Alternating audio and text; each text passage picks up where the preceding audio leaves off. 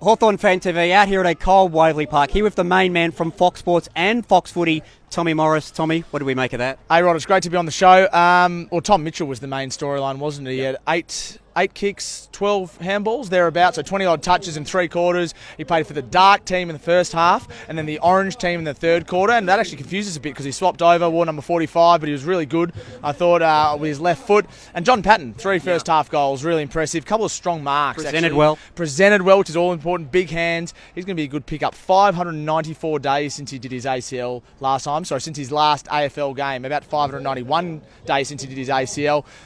He's a pretty good pickup, I reckon, given that you paid almost nothing for him. what do you reckon would be a good goals target for Johnny Patton? Say he plays 15 to 18 games. Yeah, okay. What do you reckon would be a good 35 plus? Well, I reckon any key forward that averages 3 goals a game now is an elite key forward. I mean, the Coleman Medal winner sort of gets 60 to 70 most years, so if he can go 3 goals a game, that's a bloody good effort.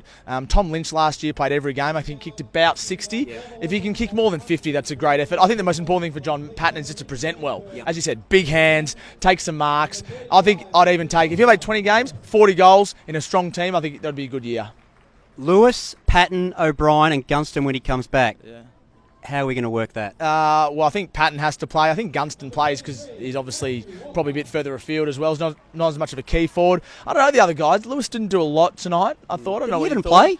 Yeah, well, yeah, I saw him out Some there. of the players were really hard to pick out. He was out there, Lewis, but no, didn't do a lot. I don't know what the best key forward sort of metric is for Alistair Clarkson. He's a genius. He'll work it out, but I think Patton has to play. Finn McGuinness, our first pick in the draft, well, our second pick in the draft, Will Day also played, but Finn McGuinness, the father-son, can he break our father-son curse and actually go on? Because our father-sons haven't been great, except for Josh Kennedy, but he played in another team. Yeah, he's not a bad player, Josh Kennedy.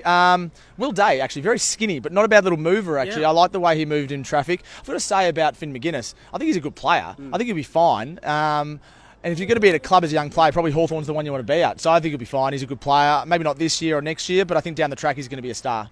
I'll disagree with you. I reckon he's a chance for round 1. You think he's going to play round 1? I don't know what you saw tonight? I don't know if he'll play round 1.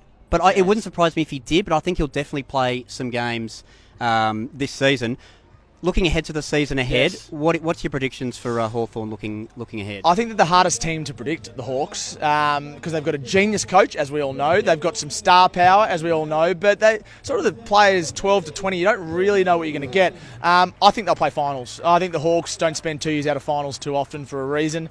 Probably bottom half of the 8. Yep. But I think next year and the year after that, that's the ones we should really watch out for the Hawks. But I'm backing the Hawks for finals this year, yeah, for sure. Tommy, anything coming up on foxsports.com.au you want to plug? No, nothing. Just head to the website.